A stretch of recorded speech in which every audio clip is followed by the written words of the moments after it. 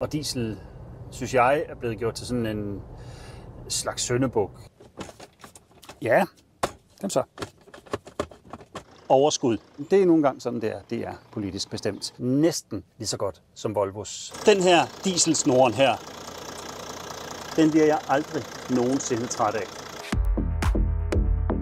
Og videoen viser jeg i samarbejde med UNO-X, som er min faste samarbejdspartner, når jeg er på farten. Og på farten, det kan man roligt sige, jeg har været. Jeg har nemlig været en tur i Tyskland og vende i den her Mercedes-Benz GLC 450D. Og hvordan det er gået, det får du at vide her lidt senere. Mercedes-Benz GLC 450D 4MATIC er ugens testbil. En bil, som jeg desværre afleverer lige om lidt. Desværre siger jeg, fordi jeg synes, der er sådan et fantastisk motorværk herinde under motorhjelmen. En 6-cylindret dieselbandit, som har så meget, hvis jeg skal beskrive det med et enkelt ord, overskud. Der er overskud hele vejen rundt i den her bil. 367 hestekræfter og et moment på svimlende 750 Nm. Den har firehjulstræk, der er navnet 4MATIC, altså vi sagt auf Deutsch. Og så er det en bil, som må have 2500 kg på anhængertrækket. Den kan trække 2,5 tons, mine damer og herrer. Og det gør den uden problemer. Også uden nævneværdige problemer med forbruget. Den har nemlig et forbrug, der hedder 15,6 på papiret, i hvert fald ifølge Mercedes-Benz. Og det er et forbrug, som ligger rigtig godt. Det vender jeg lige tilbage til. Også når den har 2,5 tons på anhængertrækket. Skal vi ikke lige høre motoren en gang, som den lyder? Fordi jeg synes, det er så fed en motorlyd, den har, den her bil. Jeg åbner lige for motorhjelmen her. Og så skal du lige høre den her lille dieselrumlen, som er herinde i motorhjelmen. 6 cylinder på række. Den her dieselsnoren her, den bliver jeg aldrig nogensinde træt af. Jeg kan stå sådan her og høre den her søde symfoni. Også når der lige bliver vippet lidt på speederen derinde. Ikke? Skal jeg lige prøve det? Jeg lægger lige mikrofonen her. Og så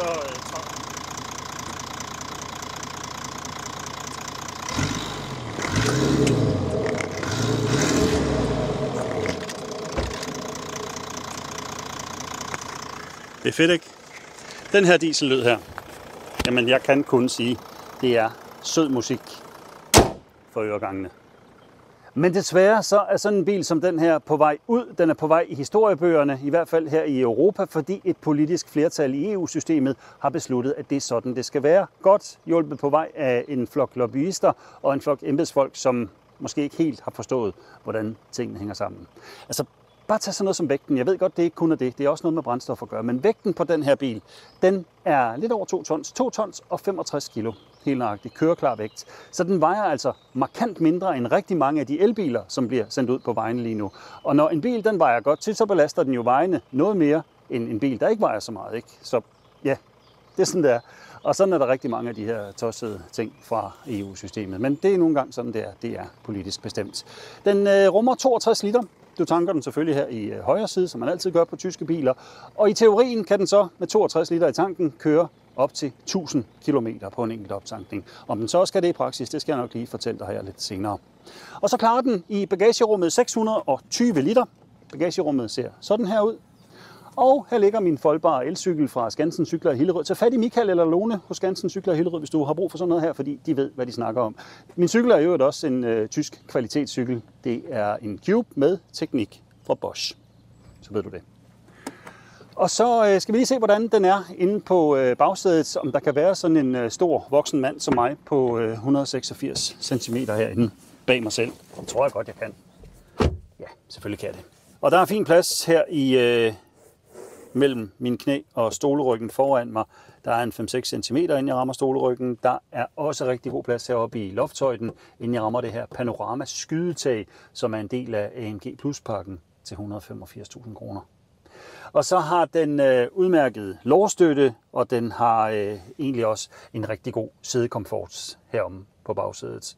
I hvert fald på de 2 yderste pladser. På midterstolen er der lidt mere hård polstring her, og den har også den her kardantunnel her, som gør, at dem, der skal sidde her på midterstolen, skal sidde med spredte ben, eller have ikke så lange ben, så de kan hvile på kardantunnelen. Og så er der armlæn her, som har den her fine kopholderfunktion her i midten, som hvis ellers jeg kan få den åben. Ja, kom så. Fordi det er nemlig lidt bøvlet at få den her op. Sådan, så kunne den blive åbnet. Ja. Og hvad er der ellers at fortælle herom? Den har Burmester musikanlæg med højtalersystem herom bag i et musikanlæg, som spiller eminent, fantastisk, vildt godt. Det lyder så godt i den her bil, og det kan spille højt, det kan spille rent, det kan spille næsten lige så godt som Volvos Bowers og Wilkins, men også kun næsten. Og ellers er der ikke rigtig noget at fortælle andet end, at jamen, der er selvfølgelig gardin til det her panorama-skydetag, og så er der det her klimaanlæg. Den har ikke bare 2 eller 60-zonet klimaanlæg, nej, den har 4-zonet klimaanlæg, som også er en del af den her AMG Plus-pakke til 185.000 kroner. Og der er bil her for 1,5 million. 1.450.000 kroner koster den. Der er så ekstra udstyr i den her bil for 270.000 kroner. Den er så lang, den liste af udstyr, at jeg har printet den ud og taget den med mig, så jeg lige kan fortælle dig, at den for eksempel har metallak for 12.500, den har anhængertræk til 19.000, så har den trinbræt til 11.000 kroner, den har indtræk til kun 3.500 kroner. Kun, siger jeg, fordi det er faktisk ikke mange penge, når du er oppe i den her prisklasse af det her kunstlæder, det lige koster 3.500 kroner ekstra. Så har den 20-tommer AMG-fælge, så koster 22.000, så har den en førerassistent pakke plus til 20.000, og så den her før omtalte AMG Premium pakke plus til 185.000 kroner, som altså bringer ekstra udstyrslisten op på de her 270.000 kroner. Det er lige før man kan få en Tesla Model 3 for de penge, ikke? Koster den ikke dernede omkring det efterhånden? Nej, det er vel 300.000, den koster i de her dage. Det kan ændre sig meget hurtigt. I morgen kan prisen jo være en anden på sådan en Tesla, ikke? Men ja, 270.000 kroner ekstra udstyr. Det er mange penge, og det er også isoleret set mange penge. 1,5 million kroner for sådan en bil som den her. Det synes jeg. Men igen, har du råd til det? Eller det har jeg ikke sagt nu, men hvis du har råd til det, og du tænker, at det er sådan en, du skal have, så skal du bare gøre det. Du skal gøre det, inden det bliver for sent, så du kan nå at få glæde af den her 6-cylindrede dieselbandit. Altså den her. Det her, det er så fedt. 2 turboladere, og så det her svimlende moment på 750 Nm og de her 367 høber. Jamen, jeg er solgt. Jeg elsker det her. Elsker. Jeg var i Hamburg i den her for et par dage siden, bare lige sådan en aftenhyggetur, hvor jeg var nede og køre lidt autobahn, og så vendte rundt nede ved, ja, lige nord for Hamburg, og så tilbage igen. Og der er jo fri hastighed på den her strækning ned til Hamburg et godt stykke. Og den har en elektronisk begrænsning på 250 km i timen. Det kunne jeg nemt få den op på. Den er svinehurtig. Den er omkring 5-6 sekunder om at nå op på 100 km i timen. Og så bliver den bare ved, fordi den har det her høje moment, så den trækker bare. Altså det er så lækkert at mærke det her. Og først ved 259 km i timen, der slår begrænseren til, og så står den bare på de her 259 med små 3.000 omdrejninger. Det er så mega fedt. Og så gør det ikke rigtig nogen forskel på forbruget, om jeg kører stærkt eller om jeg kører normalt i den. Jeg har kørt næsten 1200 km i den nu, og mit gennemsnitlige forbrug efter de her næsten 1200 km, det hedder 15,3 km literen. Husk på, at den står opgivet til 15,6 km literen. Jeg har også kørt med trailer efter den. Jeg spændt godt nok kun 2200 kilo på den alt i alt. Og der har jeg kørt i godt 50 km i den. Og der havde mit forbrug 12,8 km literen med de her par 200 kilo på anhængertrækket. Jeg ved godt, altså jeg har ikke kørt med hestetrailer eller campingvogn efter den, så et helt realistisk forbrug er det ikke. Men hvis jeg bare smider nogle fliser på den her trailer, som jeg havde, og kører rundt med de her 2200 kilo, så er det næsten ikke til at se på forbruget. Det synes jeg alligevel er imponerende. Og jeg synes, det er fedt at køre diesel. Altså, jeg kan godt forstå, at der er mange, som er skræmt af de her nye politiske vinde, der blæser. Nybilsalget, det var det omkring 2,5% i den første del af i år, ikke? Og det går kun nedad meget hurtigt. Og det er jo fordi, at folk er bange, ikke? Og tænker, her kan vi få noget for vores dieselbil, om vi engang skal sælge den igen, og det er jeg sgu ikke sikker på, du kan. Så jeg kan godt forstå, at der er mange, der siger, så må vi jo hellere skifte nu, mens vi kan, ikke? Og bare få en lille smule for den. Og derfor, jeg bryder mig ikke om den her måde, som politikerne tænker på, at det bare skal sådan være passé. Det er bare væk, det der.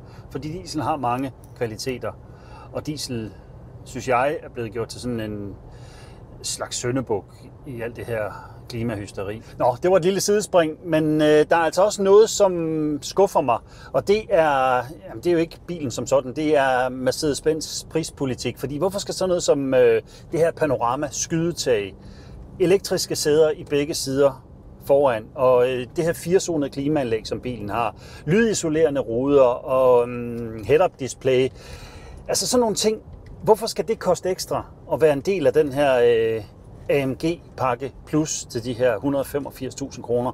Det forstår jeg simpelthen ikke. Altså sådan noget, det skal bare være med i prisen. Så hæv der prisen, lidt ligesom kineserne gør, ikke? Og så sige, jamen alt er med i de her biler. Det er jo sådan noget, folk vælger til alligevel, ikke? Så det forstår jeg ikke, hvorfor det skal være i de her såkaldte pakker. Så det synes jeg er sådan lidt øv. Og nu hvor jeg er ved skuffelserne, så er det jo heller ikke optimalt med kun 2 års fabriksgaranti, som Mercedes-Benz vil stadig råde rundt med. Der er andre, som har en noget bedre garanti. Det burde Mercedes-Benz også have. Bare sådan for tryghedens skyld, ikke for bilkøberne, så der er noget at regne med, hvis tingene skulle gå galt efter 2, 3, 4 år. Et andet sted, hvor det skuffer mig, det er på kabinekvaliteten sådan generelt. Jeg synes, der er rigtig meget af det her hårde plastik herinde, som ikke burde være i en bil til 1,5 million kroner. Der er lidt for meget af det her discount, som Mercedes-Benz er begyndt på, især i deres elbiler. Det ser rigtig godt ud, når bilen den står inde i udstillingen, men i det daglige, når du kommer ud og lever med den, så er alt det her højglans pianolak, som der er rigtig meget af i de her kabiner, det er bare ikke særlig lækkert. Det bliver støvet, det bliver fedtet, det bliver ulækkert i løbet af meget kort tid. Og det er der også i den her. Den har til gengæld et perfekt samspil mellem styretøj og undervognen, når jeg kører sådan helt komfortabelt. Den har masser af kørekomfort. Den har masser af det her, altså hvor det bare går godt. Det er jo det, Mercedes-Benz kan, ikke? Lave de her biler, som kører super komfortabelt, kører vildt godt, og det har den til topkarakter. Der er et par enkelte steder, hvor jeg føler, især når jeg kører bykørsel af gearkassen, den ikke helt ved, hvor den skal stå henne, men det er i småtingsafdelingen, og det er bestemt ikke noget, der trækker ned på den samlede køreoplevelse, som jeg synes er helt i top på den her bil. Og det var, hvad jeg havde at sige om Mercedes-Benz GLC 450D 4MATIC. Jeg håber, du kan lide filmen. Hvis du kan, giv den et like, del den, kommenter den, bare du gør et eller andet. Det hjælper mig nemlig rigtig meget i det store spil. Tak fordi du kiggede med.